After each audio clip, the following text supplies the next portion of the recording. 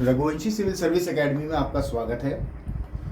पिछले लेक्चरों में हमने देखा कि भारत के संविधान का विकास 16वीं शताब्दी में अंग्रेजों के भारत आने से शुरू होता है और उसके बाद लगातार उनके द्वारा भारत में चार्टर अधिनियमों को पारित करके, चाहे उसमें 1600 ईस्वी का चार्टर हो, चाहे 1773 का हो, चाहे 81 का पिट्स इंडिया एक्ट हो, ऐसे कई चार्टरों को लगातार पारित करके उन्होंने यहाँ पर जो परिवर्तन किए भारतीय सत्ता को चलाने के लिए, भारतीय एक प्रकार से राज्य व्यवस्था को चलाने के लिए, उन्हीं का परिणाम हमें आज भारत के संविधान में देखने को मिलता है। और जैसे कि हम जानते हैं कि उनका जो अंतिम एक्ट था 1935, उसके बहुत सारे प्रभाव हमारे संविधान पर देखे जा सकते हैं। उसके बाद जवाहरलाल नेहरू जी, जो इंटरिम गवर्नमेंट के उपाध्यक्ष थे, संविधान सभा का गठन हुआ और उन्होंने 13 दिसंबर 1946 को उद्देश्य प्रस्ताव संविधान सभा में रखा, जो जनवरी 1947 में पास हुआ। ये उद्देश्य ही हमारी कहलाता है उद्देशिका, प्रियम्बल या प्रस्तावना।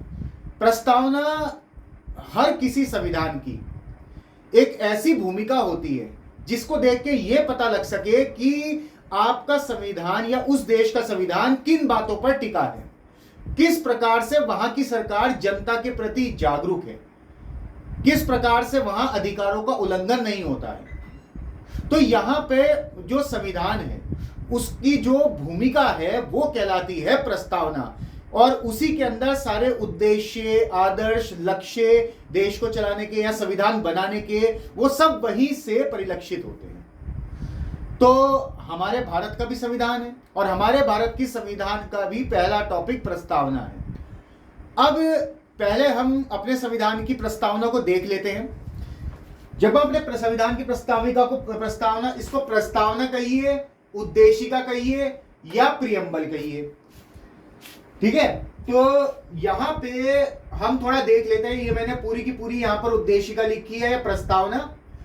हम भारत के लोग भारत को एक संपूर्ण प्रभुत्व संपन्न, समाजवादी, पंथ निरपेक्ष, लोकतंत्रात्मक गणराज्य बनाने के लिए तथा उसके समस्त नागरिकों की सामाजिक, आर्थिक और राजनीतिक न्याय, विचार, अभिव्यक्ति, विश्वास, धर्म और उपासना की स्वतंत्रता, प्रतिष्ठा और अवसर की समता प्राप्त करने के लिए तथा उन सब में व्यक्ति की गरिमा और राष्ट्र की एकता और अखंडता सुनिश्चित करने वाली बंधुता बढ़ाने के लिए दृढ़ संकल्प होकर अपनी इस संविधान सभा में आज दिनांक 26 नवंबर 1949 ईस्वी मिति मार्गशीर्ष शुक्ल सप्तमी संवत 2006 विक्रमी को एतद द्वारा इस संविधान को अंगीकृत,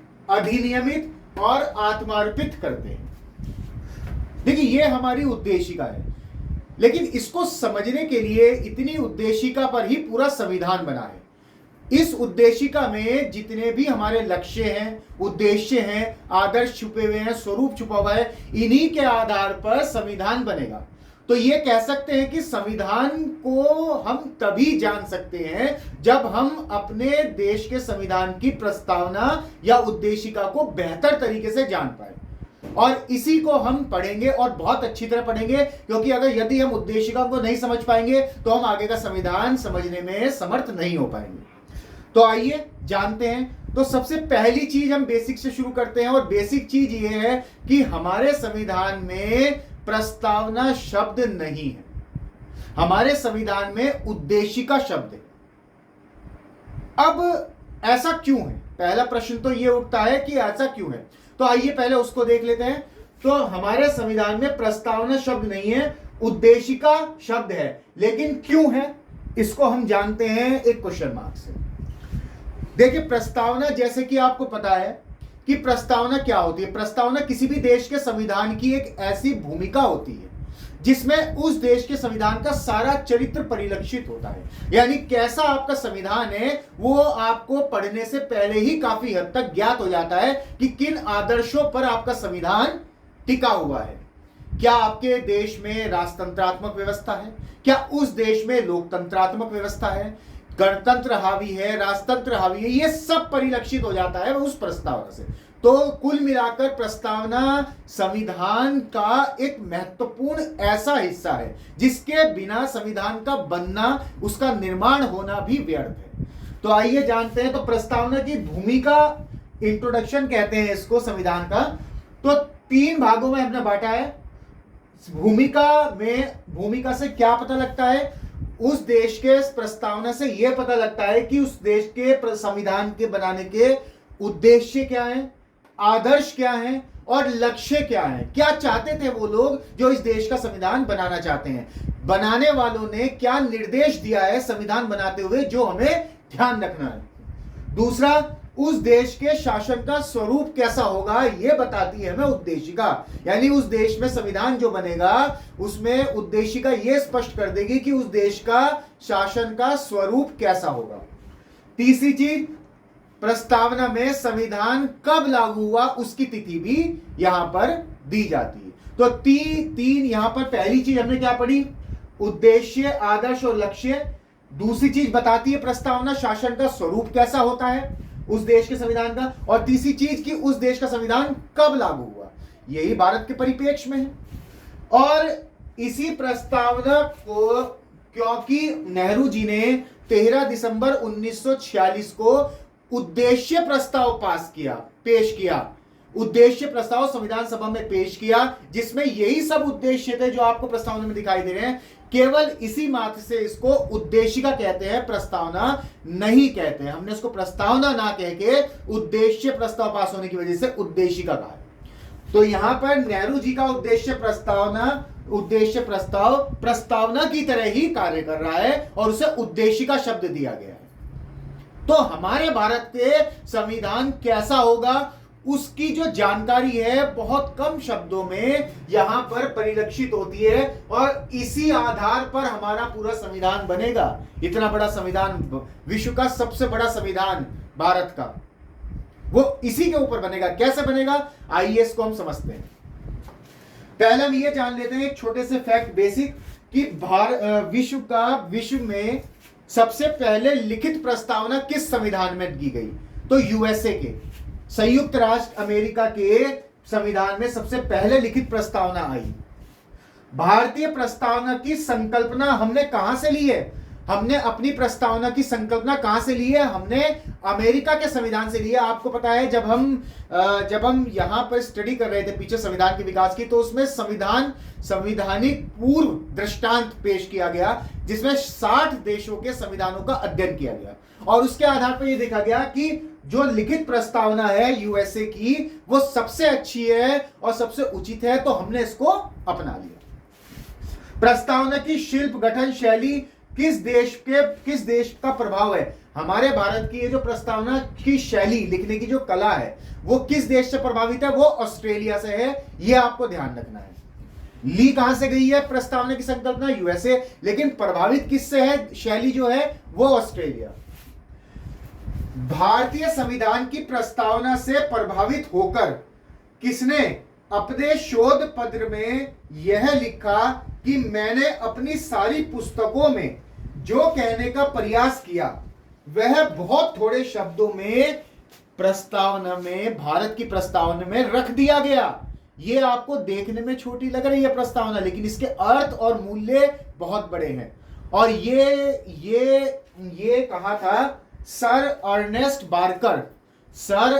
बारकर ने ये कहा था और अपने शोध पत्र में इसको प्रस्तुत किया। उन्होंने बकायदा कोट कर ये चीज कही कि भारतीय प्रस्तावना से वो इतने प्रभावित हुए कि उन्होंने कहा कि ये गागर में सागर है। तो आइए अब हम इसको जानने का प्रयास करते हैं। तो हमारे संविधान में ये पूरी प्रस्तावना है, और इन्हीं प्रस्तावना में जो शब्द दिए गए हैं उन्हीं के अर्थों से संविधान का निर्माण होगा। भारतीय संविधान, उसमें जो भी चीजें डाली जाएंगी वो इन सब शब्दों को ध्यान में रखकर बनाई जाएंगी। जो कानून भारत के अंदर बनेगा वो इन्हीं शब्दों के जांच पड़ताल करने के बाद ही बनेगा कि इन शब्दों पर आधारित है वो कानून या नहीं है, कहीं उसका उल्लंघन तो नहीं कर रहा। तो संविधान को मैंने 4 भागों में हम लोगों ने बांटा है। सत्ता का स्रोत, सोर्स ऑफ अथॉरिटी, शासन का स्वरूप, शासन का उद्देश्य और लागू होने की तिथि। इन्हीं 4 चीजों से हम पूरी प्रस्तावना को जानेंगे कि हमारे संविधान में सत्ता का स्रोत किसे कहा गया है, कौन है सत्ता का स्रोत, शासन का स्वरूप क्या है, शासन का उद्देश्य क्या है और इसके लागू होने की तिथि। तो आइए जानते हैं इन सारे शब्दों को। यहां पर हम इसमें टॉपिक वाइज बांटकर एक एक शब्द का मीनिंग बहुत अच्छी तरह पढ़ेंगे, तभी हम प्रस्तावना को पढ़ सकते हैं, क्योंकि इसके अर्थ बहुत विकराल हैं। शब्द जरूर बहुत सूक्ष्म है लेकिन इसके अर्थ बहुत ही वाइड है। तो आइए जानते हैं। तो सबसे पहले हम इस टॉपिक को पढ़ेंगे, सत्ता का स्रोत।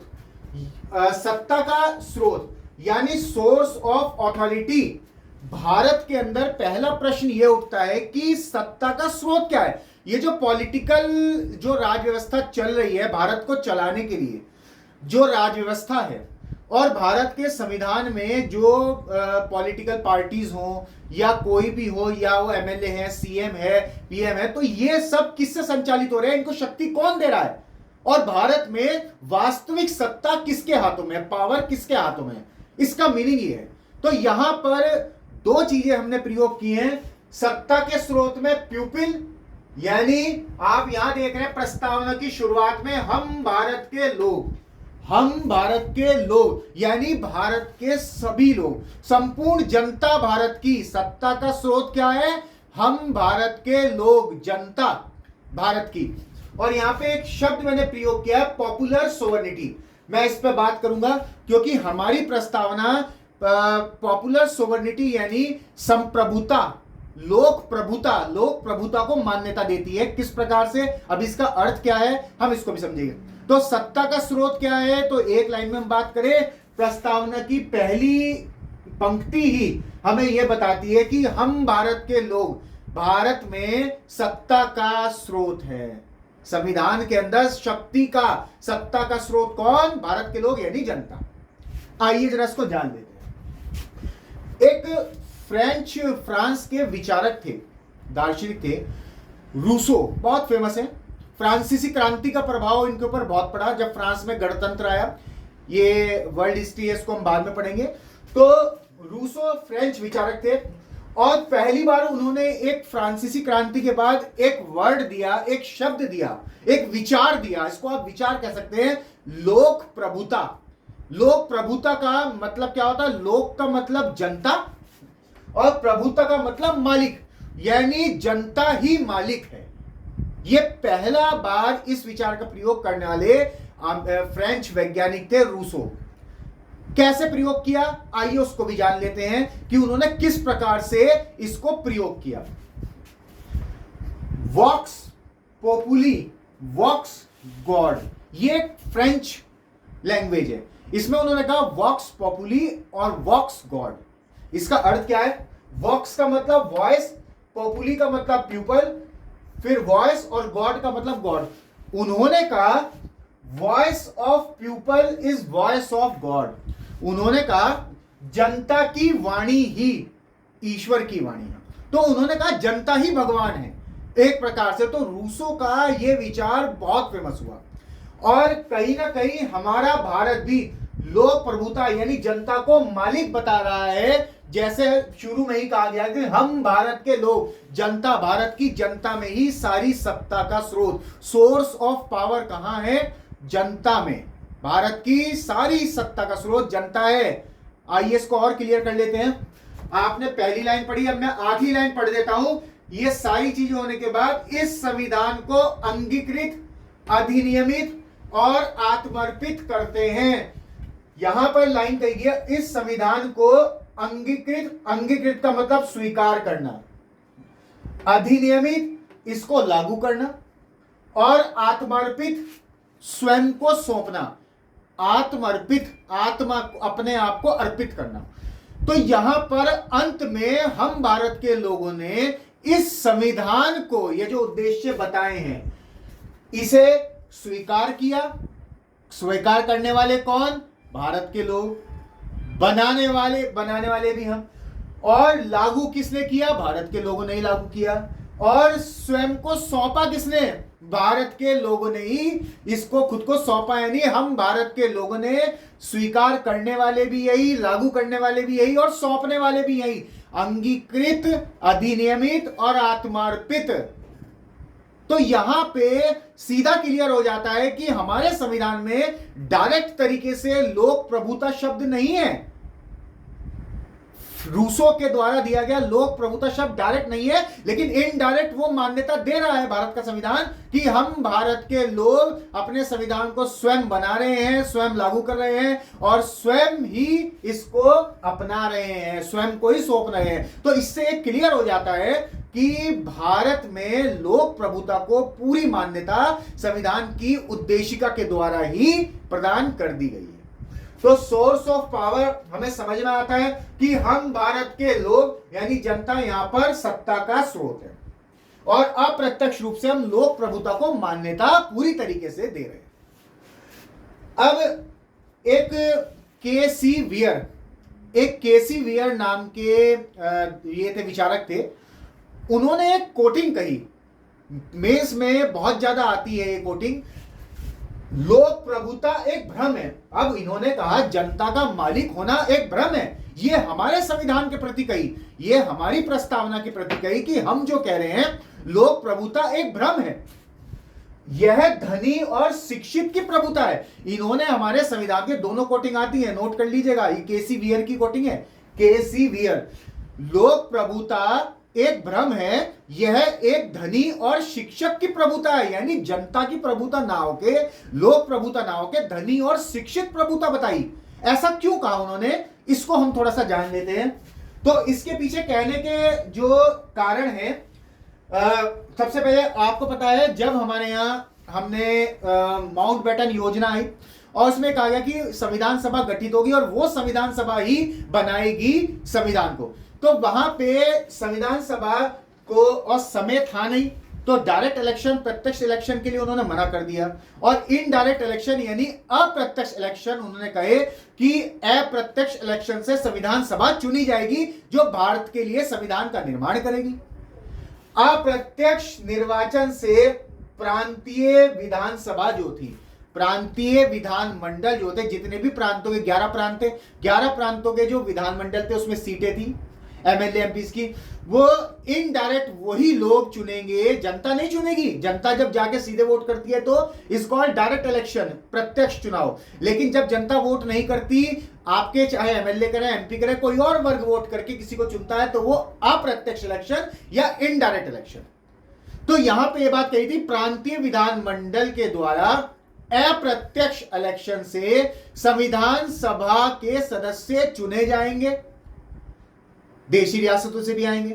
तो संविधान सभा के सदस्य कहां से चुने गए? अप्रत्यक्ष इलेक्शन हुआ, प्रांतीय विधानमंडल ने, सारे विधानमंडलों ने संविधान सभा में 389 सदस्य चुनकर भेजे गए और इसी संविधान सभा ने, कॉन्स्टिट्यूशनल असेंबली ने किस चीज का निर्माण किया? भारत के संविधान का। यहां यह चीज जाननी जरूरी है, जो हम पीछे भी पढ़ चुके हैं बहुत अच्छी तरह। हम लोग 11 लेक्चर इसके कर चुके हैं संविधान के विकास पर और बहुत बारीकी से हम लोगों ने उसको पढ़ा है। तो यहां पर केसी वियर ने 2 प्रश्न उठाए। केसी वियर ने 2 प्रश्न पूछे कि संविधान सभा के सदस्यों को किसने चुना। अब यहां क्या दिख रहा है? संविधान सभा के सदस्यों को चुनने वाले कौन? प्रांतीय विधानमंडल में जो एमएलए होते हैं, उन एमएलए ने मिलकर संविधान सभा को के सदस्यों को चुना। यहां पर यह चीज क्लियर है। दूसरा प्रश्न, प्रांतीय विधानमंडल के सदस्यों को किसने चुना? अब यहां ये जो प्रश्न है सेकंड वाला, ये इंपॉर्टेंट हो जाता है। उनका कहना था कि प्रांतीय विधानमंडल जो एमएलए है, इनको चुनने वाले कौन थे? क्या जनता ने वोट की थी? अब उस समय आप समझ लीजिए कि जब ये प्रांतीय विधानमंडल के सदस्य चुने जा रहे थे यानी एमएलए, तो उस समय अंग्रेजों ने 2 आधार बनाए वोट देने के। वोट 18+ यानी सार्वभौमिक मत अधिकार था, यानी 18+ वाला ही वोट दे सकता था। लेकिन प्रांतीय विधानमंडल चुनाव के लिए दो आधार बनाए गए, एक तो आय और शिक्षा। केवल वोट वही लोग कर सकते थे जिनकी संपत्ति बहुत ज्यादा हो और वार्षिक आय अधिक हो, और दूसरा शिक्षित हो वो लोग। तो ऐसे अंग्रेजों ने दो आधार बनाए, आय और शिक्षित। और अगर हम उस समय के भारत की बात करें तो संपूर्ण भारत में इस प्रकार के लोग जिनकी आय भी बहुत अधिक हो, संपत्ति हो और शिक्षा बहुत अच्छे शिक्षित हो, क्योंकि भारतीय जो थे इस समय तक एक कृषक जो था, भारतीय समाज का हर व्यक्ति एक कृषक समझता, 98% किसान थे। तो शिक्षा की तो बात ही नहीं हो सकती, शिक्षा पे काम ही नहीं हुआ। जब शिक्षा पे काम करने की बात हुई तो अंग्रेज हमारे सिर पर आके बैठ गए, हमारा शोषण करने लगे, अपने फैक्ट्रियां चलाने के लिए हमारे से मन चाहे कच्चा माल उगवाने लगे। तो ऐसा हमारा कई प्रकार से शोषण किया गया, तो इन चीजों का तो सवाल ही नहीं उठता था। और एक आंकड़ा ये कहता है कि उस समय ऐसे लोग केवल 10% से भी कम थे भारत की जनसंख्या में। अब देखने में तो ये तार्किक लगता है इनकी बात कि वाकई प्रांतीय विधानमंडल को चुनने वाले धनी और शिक्षक लोग थे, और उन्हीं लोगों ने संविधान सभा के सदस्यों को चुना। हालांकि विद्वानों ने इसका खंडन किया है, लेकिन ये एक मेंस का टॉपिक है। तो पहला आप ये समझ लीजिए, कोटिंग किसकी है, ये केसी वियर की है, और इनके दो प्रश्न थे, और यही कहते हैं कि 10% लोगों ने प्रांतीय विधानमंडल के सदस्यों को चुना, और प्रांतीय विधानमंडल के सदस्यों ने इस संविधान सभा को चुना, और इस संविधान सभा ने बनाया संविधान। तो एट लास्ट ये संविधान के आगे उनका कहना था, केसी वियर का, आपको ये भी लिखना चाहिए कि ये धनी और शिक्षकों की संविधान सभा के द्वारा बनाया गया संविधान है। तो यहां केसी वियर ने काफी हद तक एक मुद्दे को यहां पर उलझाया है। तो ये चीज क्लियर हो गई होगी आपको। तो लोक प्रभुता हमारे यहां मान्यता है, और जनता ही मालिक। लोक प्रभुता का सीधा मतलब जनता ही मालिक है, जो हमें प्रस्तावना की पहली लाइन में दिख रहा है कि हम भारत के लोग। खैर, एक और कोटिंग आती है, संविधान सभा ब्राह्मणों की सभा है। ये कहने वाले कौन थे? Winston Churchill.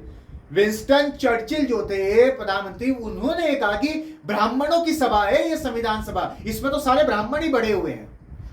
लेकिन अगर हम उसका खंडन करें तो दो शब्दों में खंडन हो सकता है।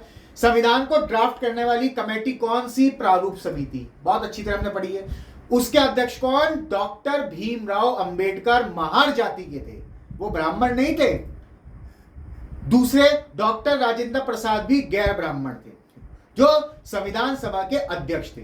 तो जो उच्च पद थे उन पर ही ब्राह्मण नहीं थे। तो ये कहना अतार्किक और एक जलन की भावना प्रतीत करता है। तो इसमें ये अतार्किक चीज है, तो इसका खंडन हो जाता है। तो बेसिकली पहला हमने संविधान का जो भाग है इसको हमने समझा।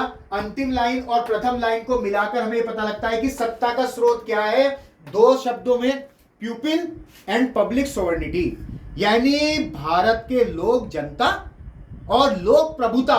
लोक प्रभुता सीधा नहीं लिखा गया हमारे संविधान में, लेकिन इनडायरेक्ट वे में किस प्रकार से हम लोग इसको एक्सेप्ट कर रहे हैं वो आपको दिख रहा है। दूसरी चीज, मैंने यहां पे रेड कलर से 3 शब्दों की व्याख्या की है, समाजवादी, पंथ निरपेक्ष और राष्ट्र की एकता और अखंडता। ये शब्द संविधान में जब प्रस्तावना बनी थी तब नहीं थे उपलब्ध।